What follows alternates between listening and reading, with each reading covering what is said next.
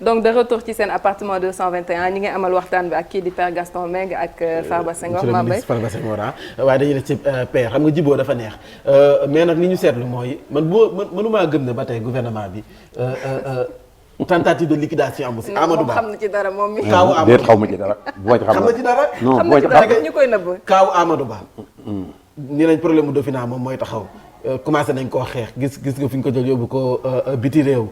Mimi Touré bañ nga ba sonn ne tentative de liquidation am aussi. xam nga yéen. pourtant jaxasew ñu nag de. yéen ay seytaane ngeen. yow da ngaa jege président te dañoo non ay seytaane ngeen. foofu lay jëm. non ay seytaane ngeen. parce que da ngeen a bëgg a dugg ci xelu président bëgg a dugg ci xelu nit ñi. mais yow xaritam nga am. mais yow xam nga ne fii si président sama xarita sama rakka. waaw comme ne war nga xam. non jéem ma ko xam parce que loolu nag man du ma homme d'état ñoom ñooy homme d'état ñun ñoo leen dénk réew mi la ca bopp président Macky Sall du ma ko sax jéem a gëstu. parce que su boobaa nag damay nuru leneen nit ki loo ko mag soo doon kilifaam tey déggoo ñu tuddee ko père de la nation pourtant nation bi am na fi ñu am 100 ans man koo jur mais tey moom la ñu tuddee père de la nation man du ma dugg ci xalaatu président de la république li mu def xam na ko ñun kay ñoo am sunu sobuk bopp ak mën a wax lu suñu yoon nekkul lu ne ñu dugg ca ak ñi leen di xeex ak yooyu yëpp ay Amadou Ba dañ koy génne mais ministre des affaires étrangères ku ne ministre des affaires étrangères ku nekk ku bëgg a nekk Amadou Ba a fait ses preuves au niveau des finances tey yóbbu nañ ko xam nga tey Macky Sall mooy jël su doon xatal Macky Sall genre kii da koy xatal su ko neexee dàq ko te dara du ci dikk ndax dàq nañu moromu ministre Amadou Ba tam du ko ndaw du ko fii mu ne gis nga fi ñu toll ku ndaw ak ku mag amu fi Macky Sall fi nekk mooy fal mooy folli ministre yi am na ci ñoo xam ni tey lu mat 20 ministres jóge nañ fi te waa ñëwul réew mi dara mais tey on est 14 millions d'habitants am nañu lu mu minimum 100 000 personnes yoo xam ne ministrable nañu ku ci sa chance nekk sa wërsëg nekk ci ñu fal la ko bul defe ni sa ngóora la Sénégal kenn mënu fi dara ku yàlla jàppale fi nekk Macky Sall la yàlla fal am na ñu mën a nekk ministre ñu bëri ñu fi nekk Amadou Ba su fekkoon dafa nar a jaaxal Macky Sall su ko neexee jële ko fi Amadou Ba def na ministre des finances il a fait ses preuves def nañ ko ministre des affaires étrangères yàlla na ko yàlla dimbali mu def ay preuve am tey Youm a fait ses preuves yeneen ministres yi ont fait leurs preuves Boun Abdallah il a fait ses preuves boole ko loyauté et tout ça envers le président de la République tey président bi mu nee day supprimer le poste de premier ministre jël na ko def ko secrétaire général de la présidence. pour bañ mu mer. non du pour bañ mu mer parce que wóolu na ko pour mu jege ko. homme de confiance. homme de confiance am la mu jege ko mais amul beneen problème bu ci nekk Mimi Touré mi ngay wax Mimi Touré moom ku ko wax ak ku ko waxul ñépp xam nañ ni elle est capable. ku valable la jigéen ju mën góor la. jigéen ju mën góor la. elle est capable elle est valable te nag sénégalaise la nan xam ne ñun ñëpp nag ñoo bokk réew mi. waaye lu tax président Macky Sall tam na du ko fal. tamit naka tabb déet mais naka tabb parce que bu defee def na ay résultats ñëpp xam nañ ko yow xam nga ne def na ay résultats. loolu jigéen ju mën góor la. loolu mais fu ñuy tànnee ay ministre wala ay jëruñ wala teg si yenn postes yi ñu dindi ko écarté ko. teg ko déet mais bu dee dem au four non yow moom yaa mooy dem sur le terrain. non yow yaa ko tuddee écarté bul yàkkamti Mambay. encore des na. bul yàkkamti. am na yu moo ñëw tax ma ne ko lu mu xam rek nañu ko bul yàkkamti ñoom ñaar. frère et sœur lañu ay xarit lañu. nga dëgg def fi ñuy gisee dama ko fekk. frère et sœur lañu ay xarit lañu. Mimi réew mi ko tax a jóg mi ngi koy jàppale ndax réew mi jëm kanam président xam na loolu du question poste yi c'est pas le plus important comme l'a dit tout de suite le ministre Farba mën na liggéey nit ñi mën nañ liggéeyal Macky Sall mën nañ liggéeyal réew mi saa ñu nekk ministre. xam nga gars yi ñoo jël ministre poste ministre rek def ko ci seen bopp bi ba mu jaral leen lu mel ni mais réew mi mën nañ ko liggéey nit ñaa ngi liggéey ci réew mi di jëmale réew mi kanam saa nga nekk ministre. mais d'accord nga ne APR dafa am problème. man de gisuma ko fii ñu nekk. dafa am fii APR dafa am problème. wax ko problème bi ban la laaj naa la ko. yow APR nga xam ne kenn structuré ko kenn xamul kan mooy kan. non fii ci Dakar nga xam ne xëccoo bi moom. kenn xamul kan mooy patron bu Dakar. structuré mais dana koy structuré xam nga APR bi muy ñëw bokkul ak na PS ak ay PDS daf fay yàgg. ñooñu parti ñi xam nañ ci dara PDS daf fay yàgg 74 muy ñëw di voté di mbëkkante di dóorante ba ak ba 2000. avant muy jël pouvoir fekk na ñu structuré parce que yàgg nañ fi parti socialiste noonu APR dafa ñëw 3 ans après mu jël pouvoir coow yeeg wax yeeg xëccoo beeg mbëkkante beeg yëpp bari ci ñu dénk président Macky Sall réew mi bala muy tal parti bi tal réew mi loolu taloon. moo tax structuré wu parti bi mais structuré na réew mi. fu mu nekk nii ñu ngi. chantier yi yaa ngi daw yaa ngi def lu la neex. fu mu jëm fu mu nekk nii structuré ko. ah dana koy structuré bien sûr.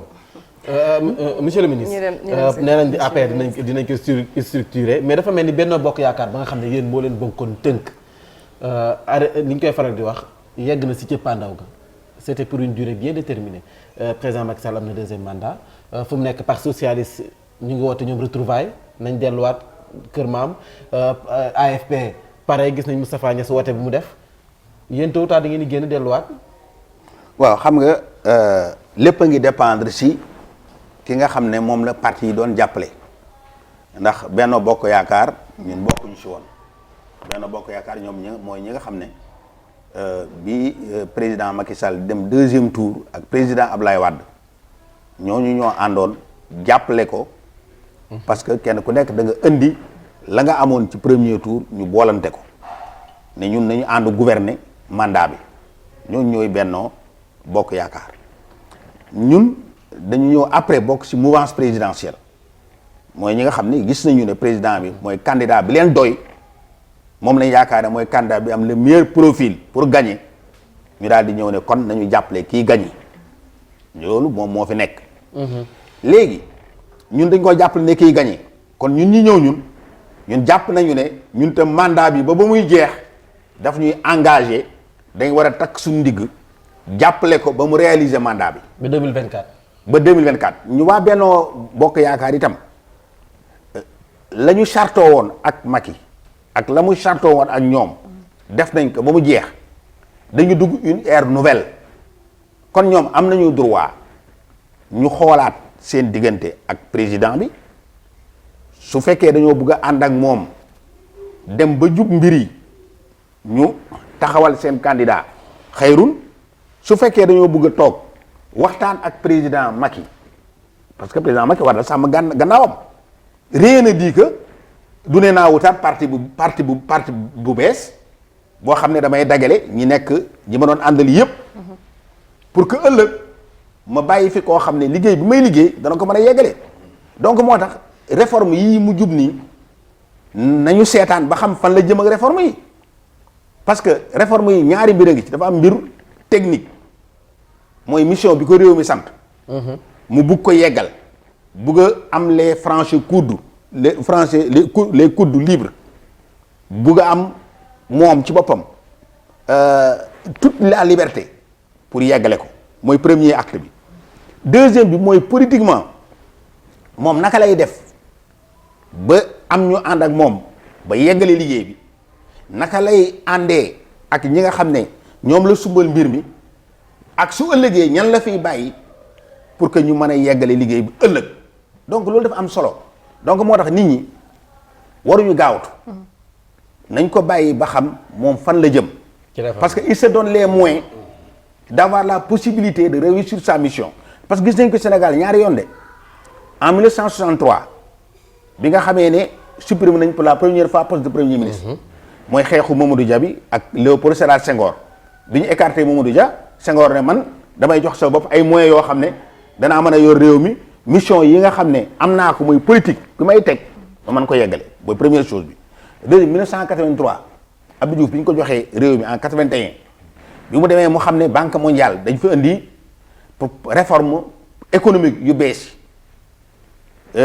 muy ajustement structurel yi bi ñu ko indee alors mu ne lii dafa laaj loxo bu dëgër dafa laaj une main dafa laaj itam ma mën a fexe ba mucc ñi nga xam ne ay lobby lañu yoo xam ne dama leen fee fekk dañuy àndoon ak Senghor kon war naa am les mains libres war naa am possibilité bi mu dindi premier ministre bi pour mën a liggéey bi pour que kenn du ko mën a tënk assemblée du ko mën a tënk ñi mu àndal du ko mën a tënk donc Macky fi mu jëm yaakaar naa ne bugg na egg foo xam ne assemblée du ko mën a tënk comme ni wax un président de régime bu fort ñi mu àndal tam kenn du ko mën a tënk parce que am na vision de ni nga gisee parce que dafa mel ni ma ko gisee dafa am revanche boo xam ne mu ngi koy def parce que nit ñi dañoo wax Ablaye Wade moo tabax moo fi def lii moo di infrastructure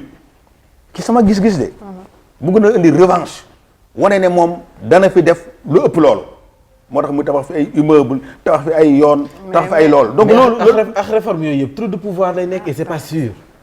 non xam nga nag gis nga Sénégal gi Ablaye dafa doon wax ne réew mi suñ ko bëggee yor dañuy am un despote éclairé parce que yow su la neexee nga ñëw taf sa mbaar ci mbedd mi su la neexee nga ñëw def sa cantine wala xëcc sa courant ki sa biir marché su la nga jël sa ndox nga sotti ko ci mbedd mi su la neexee nit romb la neexu la nga dabb ko benn paaka wala nga saaga ko mais quand même loolu Macky il sait que pour nga développer réew mi il faut mettre de l'ordre te moom nee na dafa bëgg a mettre de l'ordre dans tout ça donc yaakaar il faut qu'il se donne les mains pour mën a mettre de l'ordre pour mu téye réew mi man noonu laa gisee mbir mi. peut-être ma waaw Samy peut-être ma xaw a reformuler sama question ndax mën nañ xaar ëllëg ngeen delluwaat PDS.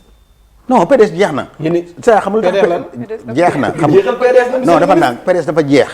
wax ji kay parce que gis nga nag loo bëgg a guddal parce que gis nga wuyu ma parce que gis nga wuyu ma Abdoulaye Wade toog ak parti am candidat mu war ko forcer. dama la wax ne la suñ nekkee eeru ay bolide yuy daw 220 à l'heure wala ay eeru avion yi ak yooyu nga bugg a nekk ay ci ay fos yi ak mbaam yi di xëcc doo dem fenn c'est-à-dire que PDS dafa jeexal c'est-à-dire il faut que Ablaye Wade si boppam ak waa PDS ñu nangu ne doom ji la loolu ça ne prospère pas loolu du prospère dafa jeex il faut que ñu nangu toogaat seppi Karim sànni ko fële ñoom ñu seet ci seen bopp ka leen doy ñu jiital ko pour PDS mën a dundaat te loolu seppi ka nag sànni moom la maam di bañ. waaw loolu nag comme moom lay bañ PDS dafa jeexal c'est-à-dire que damay wax ne ma may am tu ma yeggali fii damay wax ne dama wax PDS sama théorie ma leen di jox toujours xale yi bu ñu nekk la génération perdante ñoo xam ne dañuy perdre da yow nga am ndey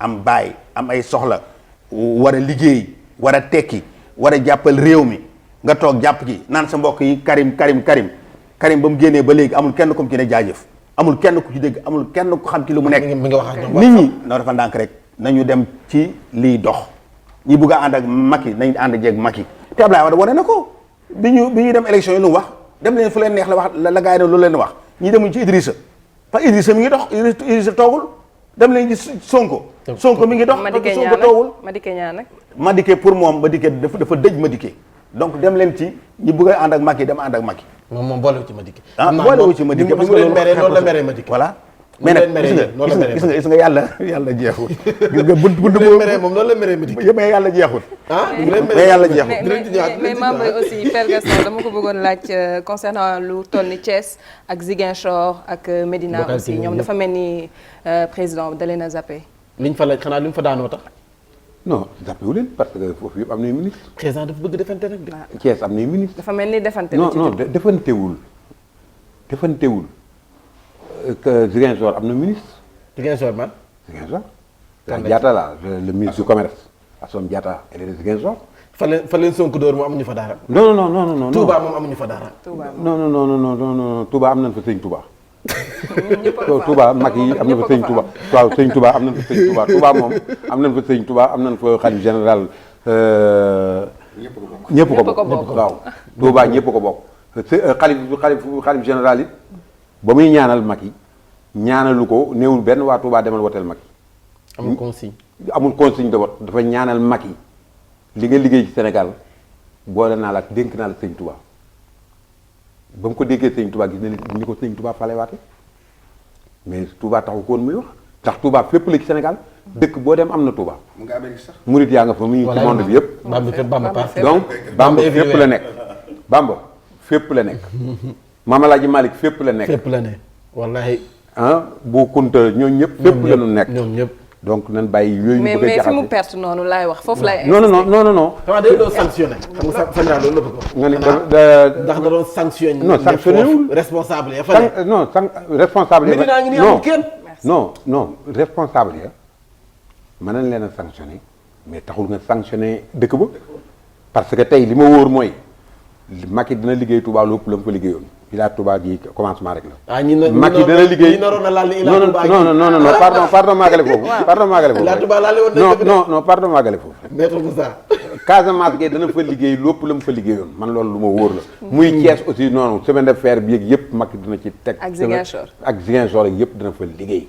te it nag Macky am na ay xale yu nekk Ziguinchor ba léegi yoo xam ni ñu nga fa malgré que bon nit xam nga dëkk yooyu tey man su ma demoon Louga di wote nit ñi duñu xool sax lu ma mën ak lu ma mënul mën maa woteel comme ça rek parce que par sentiment deret ji dëkkandoo bi nu dëkkandoo Sonko looloo ko fa dal moo dal leneen ñeneen foofu bon donc tey Macky Sall am na tey Casamance la fa Ziguinchor la fa nekk ci ay cadre ay moroomi Sonko yu jàng maa su ñoom Doudou Ka yooyu bari nañ fa mais il faut repartir à zéro démarrer waat xam seet ci gëstu affaire bi décortiquer ko xam ni lii moo tax ñu perte ñu jéem a dem defaru jiwaat et puis ministre rek du poste mais poste yi bari nañ fi PCA ñi ñëw na directeur yaa mën na am ci PCA non xam nga man monsieur le ministre non man su Macky amee rek am na man su Sénégal amee am na xam nga tey sànq yaa ngi fiy tudd ni kii dañ ko évancé kan Mimi Touré non pas Mimi Touré Amadou Ba mais Amadou Ba ministre des affaires étrangères rek ko remplacé muy Abdoulaye Daouda Diallo financier la ñoo bokkoon service ci impôt yi la gis nga ñoom ñaar seen diggante nu mu demee woon ak nu mu mënti demee rek ak nu mu mënti demee rek ak nu mu mënti demee rek Abdoulaye Daouda kii na foofu attan na ministère boobu waaw attan na ko lool Macky Sall ñi mu teg ñëpp li mu leen jox su ci ay ñu mel ni yéen amul dinu revue de presse ak dinu xatal ak lu ne ngeen dugg ci parce que loolu la def ñu mel ni yéen suñu bàyyee Macky Sall ak réew mi suñu ngeen nu bàyyee réew mi rek Macky Sall ngeen bàyyi ko ak sagoom mais am ngeen ci wàll non ci ngeen bokk mais da ngeen a bokk ci côté yàqkat yi côté gëstu yi defar moo ñu tax a jóg da ngeen di war a leer Sénégalais yi xam nga defar xam naa ci man contre d'accord naa ci nit di defar par exemple seen patron Bougane Gueye Dany seen patron la xam nga dugg na fi ci politique am ñu ko xas am lu ne ñu yàq ko dana comprendre wul dara dafa bañ Macky Sall dafa lii bu mu bañ a Macky Sall moom daa gëm boppam rek dafa non au-delà de gëm sa bopp bi sax man je préfère nit ki am courage de ses idées ci réew mi la bokk wax défendre wax xalaatam ba ñëpp xam ni wax na xalaatam parce que daf ci bokk mais ba lépp jeexee Macky Sall président Macky Sall woote dialogue ñuy hésité ñi mu àndal ñëpp yi hésité di wax reconnaître lu président Macky Sall ak yu kenn xamul mais keroog ba conseil constitutionnel taxawee Macky Sall président Macky Sall waat ñu élire ko pour 5 ans mu wóor ni lii léegi jeex na caaxaan jeex na Bougane Gueye Dany moo jëkk a taxaw ni man de yi reconnaître naa président Macky Sall ndax moom la conseil constitutionnel 5 ans yii mooy président de la république gars yi na leen dem dialogue gi waxtaan pour mën a soppi texte yi parce que soo waxtaan doo mën a soppi dara mais mënoo taxaw rek te amee say émission di wax lu la neex pour ñu soppi réew mi kenn du ko soppee noonu da ngay toog ak yàlla dogal mu nekk fi muy kilifa gi wala ñamu yabal ngeen toog ngeen wax ko waxtaane ko parce que nag tey moom la fi yàlla teg ku mu neex ku naqari moom la fi yàlla teg mais Père Gaston ci moom comme nee na transhumance du problème am xam naa ni tamit da nga bàyyi làmb ji dem ci politique kan man yooyu du transhumance man làmb ji dama ci waroon yóbbu def naa koy kon pare nga ci non dama ni man du ma ñëdd bool te la ma ci waroon def xam nga damay faral di wax ni man ba may jógee Louga ay 75 booba sax ku judduwu leen yàgg na keroog bi may wàcc Ndakaaru ñaari ginaar rek laa fi indi ak benn ëmbu gerte sëriñ sama benn kër magu papa bu nga wàcc fan ci ma wàcc gaaru Colobane ndeysaan laa wàcc traversé obélisque bi booba ñu ngi tabax obélisque bi yor mbuusu gerte bi yor sama mbuusu gerte sama ñaari ginaar ginaaru petaaw waaw ginaar daal fettaaw ak ginaaru leneen a ci yem tey su ma doon ñibbi Louga tey ay 1000 conteneurs samay bagages xaj. soo ñibbi Louga ma liggéey laa xam liggéey laa gëm. da nga dem Louga. sama yaay Louga la dëkk. gis nga liggéey laa xam liggéey laa gëm def naa am moo tax may ambulant yi ma leen di encouragé man ambulant naa def naa lépp ma leen di encouragé. kenn moomul réew mi su ñu bëggee jàppale président Macky Sall noonu lañ koy jàppale. lépp ñëpp la franchement te it lancé na benn idée boo xam ne ñun ñëpp war nañ cee bàyyi xel parce que sooy dox ci mbedd mi nit ñi lal ci kaw trottoir bi da ngay xuloo ak ñoom. tey encombrement bi yëpp ak salte yeeg réew mu mel ni réew mu mel ni lu la neex def tey mu ni teg damay defaraat réew mi ngir yàlla yonent bi bu mu ni dama koy defaraat ñu bëgg a nii dafa soxor wala joxul nit ñi liggéey nit ñi liggéey ku ne yaa koy jox sa bopp. ku ne yaa koy jox sa bopp. wax naa ko léegi ni ba may jógee Louga nii ak nii ak nii. réew mi kenn du bàyyi nit ñi fu la neex lal fu la neex teg fu la neex def ba réew mi kenn xamul lu muy nuru loolu il faut que ñu jàppale ci idée boobu président Macky Sall boobu il faut que ñu jàpp ci. kooku dinañ si ñëwaat il faut ñu laajal ci làmb ji parce que duñ si pare. njiitu réew mi dafa woote dialogue opposition bi ne mukk duñu dem wala ñenn ñi ne duñ dem fekk waxtaan wa doo gisee loolu. waaw dama bëggoon nga may ma rek ci li passé wax ki tuuti. moo di ci ñi nga xam ne dañ leen di sanctionner politiquement c'est-à-dire gagné wuloo ñu bañ leen jox dara am na fi nag de monsieur le ministre moo fi ne de. loolu dafa war a am c'est-à-dire. kon d'accord. non dama d'accord ci président de la république dafa am mission bu ko réew mi sant mission bi moom dong du ko doxal gox yu nekk dafa war a tànn ay nit ñoo xam ne ñoo koy doxal. su leen tànnee ñooñu échoué waru leen faa tegaat loolu nekkul ne dafa sanctionné gox ba. mais responsable yi la sanctionné. kon waa Médina dañ leen sanctionné dafa ndànk rek ma yeggale responsable yi wuy ma rek même déedéet dafa ndànk. kooku il faut ñu non bul wax Médina dafa ndànk may ma tudd déglu mu baax. waaw c'est-à-dire sanctionné nit ñi nga xam ne ñoom nga yebal. bokkut ak nga sanctionné dëkk ba. soo sanctionné nit ñi nga seet yow la nga bëggoon lan moo tax waa dëkk ba ànduñoo ak yow ndax dafa am loo xam ne defaloo leen ko wala ndax dafa am loo xam ne defoo ko ci dëkk ba. su ko defee nga toogaat xelaat wutaat nit ñoo xam ne mooy remplacer sa ña ngay missionnaire yooyu pour ñu defal la liggéey bi yow soo yóbbu woon benn xale nga yónni ko mu dem lam la yónni loolu defu ko wala mu réeral xaalis ba mais am nga droit nga jëlaat keneen kooku soo ko tànnee woon ca fa nga ko yónnee nga seetaat keneen ne ko kaay demal jëndal li ma li donc am na droit sanctionner ñi nga xam ne lam leen santoon ñu defal ko defuñu ko loolu amul benn lu mu laale ci mu sanctionné dëkk ba. ñu wutaat ñeneen ñu ko defal liggéey ñu ñoo wax dëkk ba mais xam nañ dëkk ba. ay nitam lay sanctionné. mais c'est normal yow d'accord nga xam ne si biir affaire am na ñoo xam ne mérité nañu sanctionné leen parce que liggéey bi. ku liggéeyul dañ la war a sanctionné. mais am na ci. am na ci biir. ah mais man it yéenay xool su fekkee ne am na ci. am na ci yow dama ne wuy ma de dama la fa mais am na ci képp koo xam ne wuy ma dama ne la képp koo xam ne jox nañ la mission. ci biir APR ne la gañeel ma. gañeewuloo mérité nga sanction. c'est ça surtout. Seydou Gueye mën a wàcc si Médina kon dañ kaa sanction. non man waxuma ay nit xam nga yéenay wax kooku yow yaa ku la déggoo ma ne la ñii ñoo nar a yàq suñu réew. waaw Cheikh Mbax ñoom ñu xeetoo ak ñoom may mën a doy sekk. kon sanction am na sanction am na. non mais war nañu tànn am na comme ni la ko ministre bi waxee sanction am na.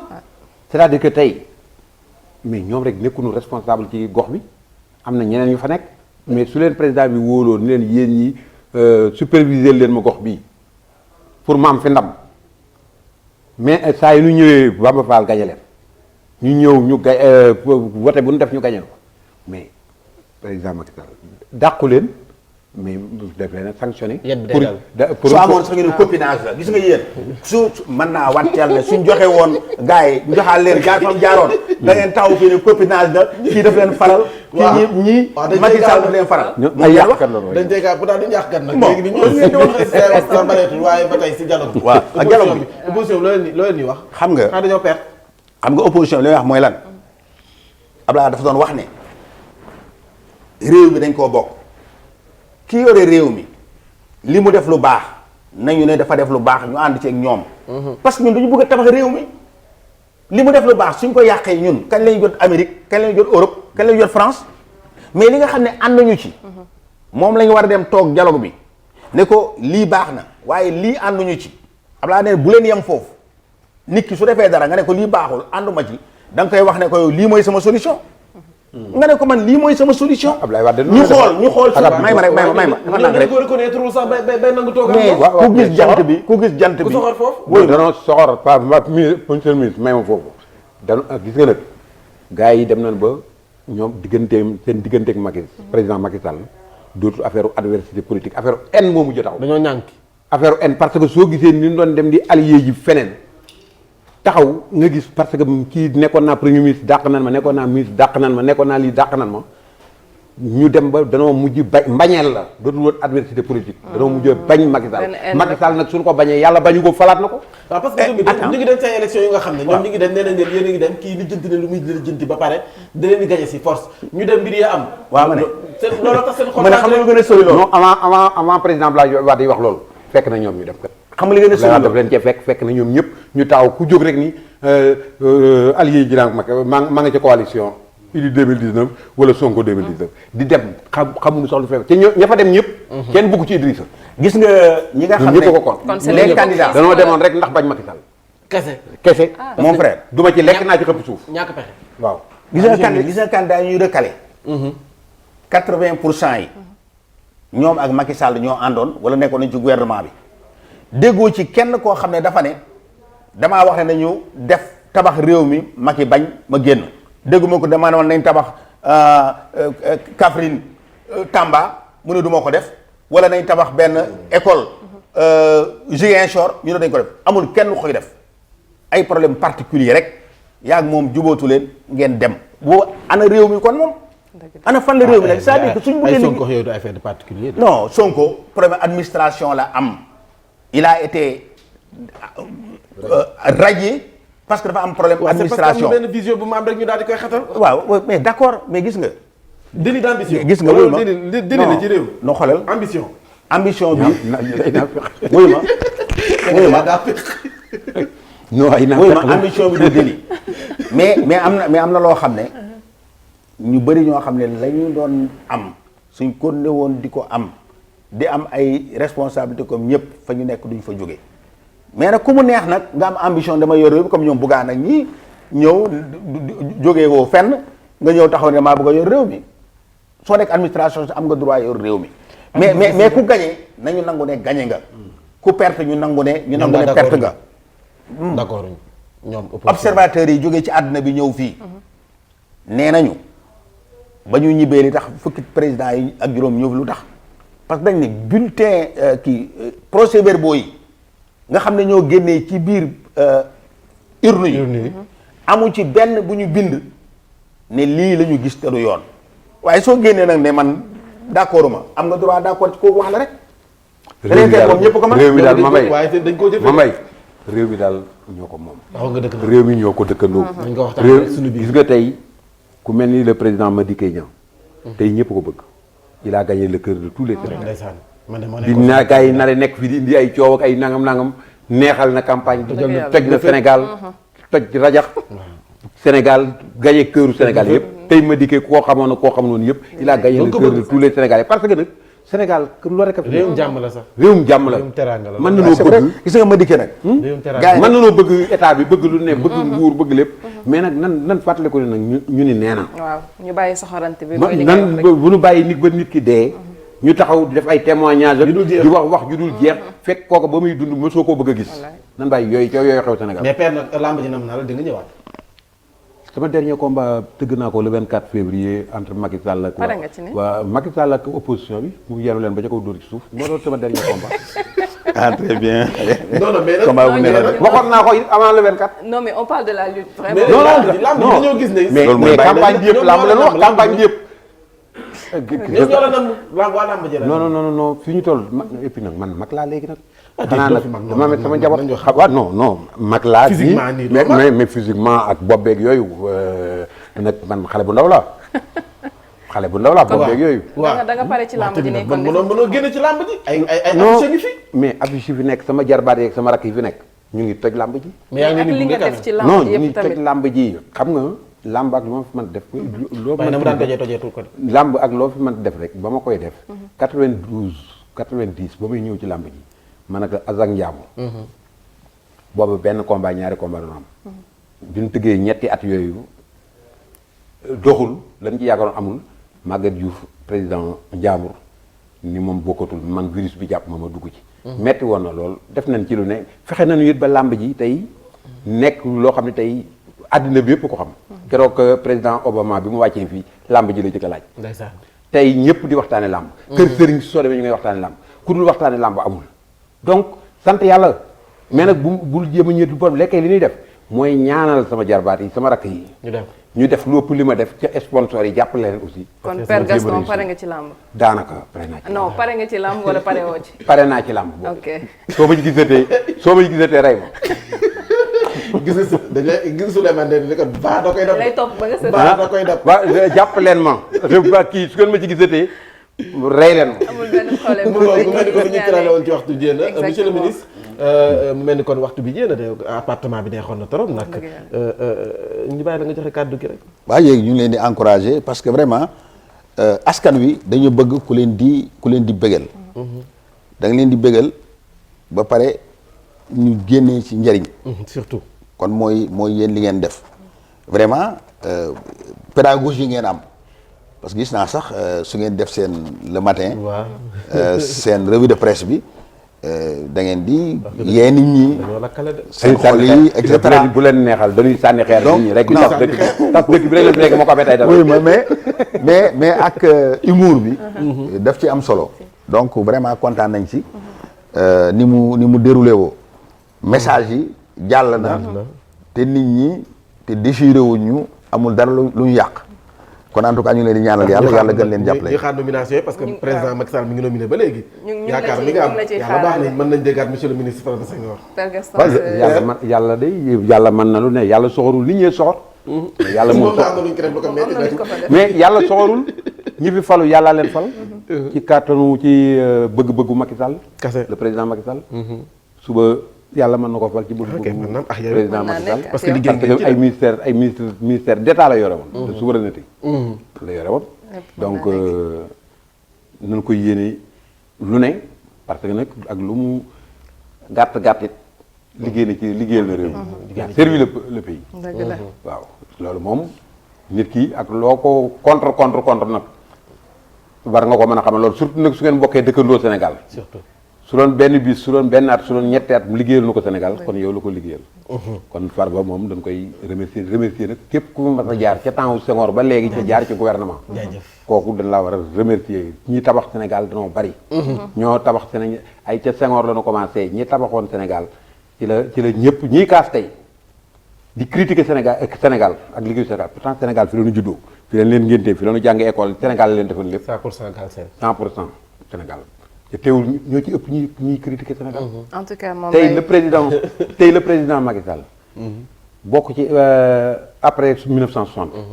ñëpp war koo jàppale. yéene ko jàmm xam ne Sénégal tôt ou tard day dem.